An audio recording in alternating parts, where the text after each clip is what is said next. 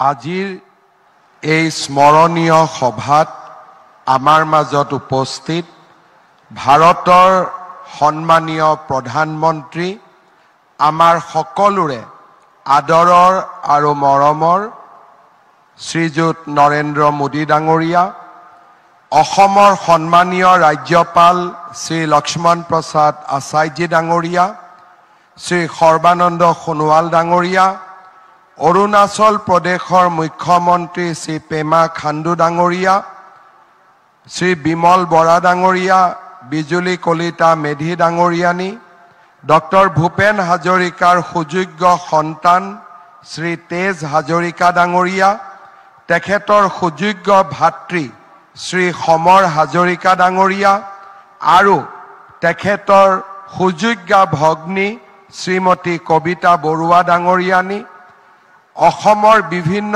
স্থানৰ পৰা অহা সত্ৰাধিকাৰ প্ৰভু ঈশ্বৰসকল, আজি আমাৰ মাজত উপস্থিত বৰেণ্য শিল্পী সাহিত্যিকসকল, সমবেত সংগীতত অংশগ্ৰহণ কৰা কলা কুশলীসকল আৰু সন্মানীয় সুধীবৃন্দ, ভাৰত ৰত্ন ডক্টৰ ভূপেন হাজৰিকা দেৱৰ জন্ম শতবাৰ্ষিকীৰ মূল অনুষ্ঠানত নিজৰ গৰিমাময় উপস্থিতিৰে আমাক কৃতাৰ্থ কৰা মাননীয় প্ৰধানমন্ত্ৰী শ্ৰী নৰেন্দ্ৰ মোদী ডাঙৰীয়াক পবিত্ৰ অসম ভূমিলৈ মই আন্তৰিক স্বাগতম জনাইছোঁ। এই বৰ্ণাঢ্য অনুষ্ঠানত মাননীয় প্ৰধানমন্ত্ৰী ডাঙৰীয়াৰ অংশগ্ৰহণে আমাৰ এই আয়োজনৰ সৌষ্ঠৱ অধিক বৃদ্ধি কৰিলে। এই পবিত্ৰ ক্ষণত মই ডক্টৰ ভূপেন হাজৰিকা দেৱৰ শ্ৰীচৰণত সমগ্ৰ অসমবাসী ৰাইজৰ হৈ শতকোটি প্ৰণিপাত আৰু ভক্তি অৰ্ঘ্য নিবেদন কৰিছোঁ। মহাপুৰুষ শংকৰদেৱৰ পিছত অন্যতম শ্ৰেষ্ঠ অসমীয়া ডক্টৰ ভূপেন হাজৰিকা আছিল অসমৰ জাতীয় জীৱনৰ এনে এক আলোকময় ব্যক্তিত্ব, যাৰ সংগীতৰ সুৰ, কবিতাৰ কথা, চলচ্চিত্ৰৰ দৃশ্য আৰু গভীৰ সামাজিক চেতনাই যুগৰ সোঁতক নতুন দিশেৰে বোৱাইছিল। ধনী দুখীয়া, উচ্চ নীচ, তুচ্ছতা নেওচি তেওঁ গঢ়িব খুজিছিল এখন সমতাৰ জগত। লোকজীৱনৰ মণিমুকুতা বুটলি আনি তাক সজাই পৰাই অনিৰ্বচনীয় সংগীত সুধাৰ পিয়লা ভৰাই তেওঁ বিশ্ব জনতাক মহাবিষ্ট কৰিছিল। তেওঁৰ অতুল্য প্ৰভাৱৰ যুগজয়ী ঢৌ আজিও প্ৰজন্মৰ পৰা প্ৰজন্মলৈ স্পন্দিত হৈ আছে।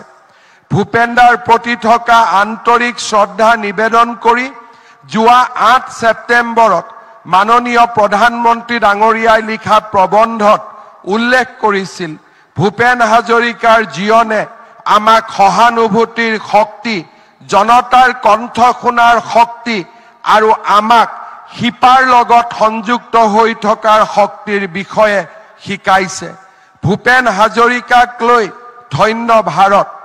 অসমীয়াৰ উপৰিও ইংৰাজী, হিন্দী আৰু বিভিন্ন আঞ্চলিক ভাষাত প্ৰধানমন্ত্ৰী ডাঙৰীয়াই এনেধৰণে নিজৰ মনোভাৱ ব্যক্ত কৰিছিল। ভূপেন হাজৰিকাৰ জীৱন আছিল এক সাংগীতিক মহাযাত্ৰা। পুণ্যভূমি অসমৰ মণিকাঞ্চন শংকৰ মাধৱৰ উদাৰ মানৱতাবাদী আদৰ্শ শিৰত লৈ জ্যোতিৰ জেউতি আৰু ৰাভাৰ আভাৰে সুন্দৰৰ সৰোবৰ আলিয়েদি আগবাঢ়ি গৈ ভূপেন হাজৰিকাই গানৰ সামাজিক দায়িত্ব উপলব্ধি কৰিছিল। তেওঁ বুজি উঠিছিল গানত বিনোদনৰ লগতে সমাজৰ কথা, মানুহৰ যন্ত্ৰণা আৰু সপোনৰ ভাষাও থাকিব লাগিব। মহাপুৰুষ শংকৰদেৱৰ বৰগীতৰ পৰা আৰম্ভ কৰি বিহুগীত, আইনাম, বিয়ানাম, নিচুকনি গীত, ঐনিতম, জিকিৰ, কামৰূপী, গোৱালপৰীয়া লোকগীত, ঝুমুৰ, ভাটিয়ালি, বাউল আদি লোকসুৰৰ সমাহাৰে তেওঁ সৃষ্টিক সমৃদ্ধ কৰিছিল। তেওঁৰ নীতিত গভীৰ তথা অকৃত্ৰিম স্বদেশ প্ৰেম আছিল। চলচ্চিত্ৰৰ ক্ষেত্ৰতো তেওঁৰ অৱদান আছিল অতুলনীয়। দেশৰ চলচ্চিত্ৰ জগতৰ সৰ্বোচ্চ সন্মান দাদা চাহেব ফালকে বঁটা আছিল তেওঁৰ এই কীৰ্তিত্বৰ স্বীকৃতি। সত্ৰীয়া নৃত্যক ৰাষ্ট্ৰীয় স্বীকৃতি প্ৰদানত সংগীত নাটক একাডেমীৰ অধ্যক্ষ হিচাপে তেওঁৰ ভূমিকা অসমীয়া জাতিয়ে কেতিয়াও পাহৰিব নোৱাৰে। জনতাৰ হৃদয়ৰ সাকু গঢ়োতা গণশিল্পী গৰাকীলৈ অনন্য শ্ৰদ্ধা নিবেদন কৰি 2019 চনত ভাৰতৰ মাননীয় প্ৰধানমন্ত্ৰী ডাঙৰীয়াই এইগৰাকী বিশ্ববৰেণ্য শিল্পীক দেশৰ সৰ্বোচ্চ অসামৰিক সন্মানেৰে ভাৰত ৰত্নৰে বিভূষিত কৰাটো আছিল আমাৰ জাতিৰ বিৰল প্ৰাপ্তিৰ মুহূৰ্ত। তদুপৰি আজিৰ এই অনুষ্ঠানত মাননীয় প্ৰধানমন্ত্ৰী ডাঙৰীয়াই ডক্টৰ ভূপেন হাজৰিকাৰ সোঁৱৰণত ৰিজাৰ্ভ বেংক অফ ইণ্ডিয়াই প্ৰস্তুত কৰা 100 টকা মূল্যৰ এটা বিশেষ মুদ্ৰাও আনুষ্ঠানিকভাৱে উদ্বোধন কৰিব। ধলা শদিয়াৰ দলঙক ডক্টৰ ভূপেন হাজৰিকাৰ নামেৰে অৰ্পণ কৰি আমাৰ জাতিটোক এক কৃতজ্ঞতাৰ দোলেৰে প্ৰধানমন্ত্ৰী ডাঙৰীয়াই বান খুৱাই থৈ গ'ল। ডক্টৰ ভূপেন হাজৰিকা ডাঙৰীয়াৰ যেতিয়া মৃত্যু হৈছিল তেওঁৰ সমাধিত অসমৰ ৰাইজে ভাৰত চৰকাৰৰ কোনোবা এজন ব্যক্তিক বিচাৰিছিল।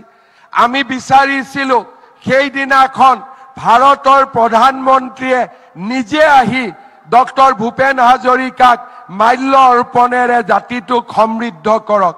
আজি প্ৰধানমন্ত্ৰী সেইদিনাখন আমাৰ সেই সপোন হৈ আছিল, কিন্তু আজি 100 বছৰ জন্ম জয়ন্তীৰ দিনা ডক্টৰ ভূপেন হাজৰিকাক সম্বৰ্ধনা আৰু শ্ৰদ্ধা জনাবলৈ ভাৰতৰ প্ৰধানমন্ত্ৰী ডাঙৰীয়া উপস্থিত কিয়া যায়।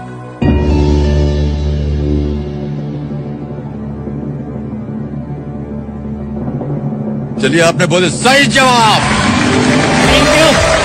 थैंक यू क्या बात है। Thank you what great audience. सबको थैंक यू। Really well.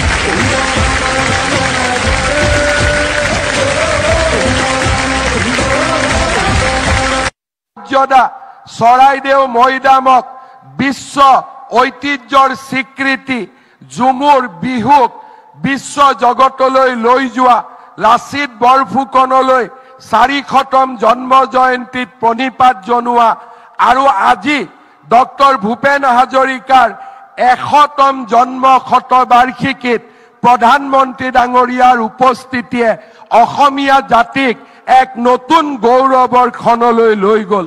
অসমৰ মুখ্যমন্ত্ৰী হিচাপে মোৰ বাবে ই এক প্ৰাপ্তি, জাতিটোৰ বাবে প্ৰাপ্তি, আমাৰ নতুন প্ৰজন্মৰ বাবে ই সদায়ে এক মিঠা সোঁৱৰণ হৈ থাকিব। মই পুনৰ এবাৰ কৃতজ্ঞ অসমীয়া জাতিৰ হৈ ডক্টৰ ভূপেন হাজৰিকা ডাঙৰীয়াক শ্ৰদ্ধা নিবেদন কৰিছোঁ। ৰাজ্য চৰকাৰে তেওঁৰ জন্ম শতবাৰ্ষিকীৰ এটা কামনা কৰিছোঁ। পুনৰ এবাৰ আজিৰ এই অনুষ্ঠানক সুন্দৰ ভূপেনদাৰ গানেৰে সজোৱা প্ৰতিগৰাকী কলা কুশলীক মই মোৰ ধন্যবাদ জনাইছোঁ। পুনৰ এবাৰ প্ৰধানমন্ত্ৰী নৰেন্দ্ৰ মোদী ডাঙৰীয়াক मैं कृतज्ञता जनाइछु। माननीय प्रधानमंत्री नरेंद्र मोदी जी ने आज हमारा बीच में आकर भूपेंद्र को जैसे सम्मानित किया है, हम असमवासी कभी नहीं भूलेंगे और हम हमेशा प्रधानमंत्री जी को इस कारण हमेशा याद रखेंगे और प्रधानमंत्री जी से मैं आशीर्वाद मानता हूं। अगली 1 साल हम जन्म शतवार्षिकी भूपेंद्र का पालन करूंगा। उस पूरा साल में प्रधानमंत्री जी का आशीर्वाद हमारा साथ रहे, यही निवेदन करते हुए मैं मेरा वाणी को विराम देता हूं। बहुत बहुत धन्यवाद। जय हिंद, वंदे मातरम, जय असम।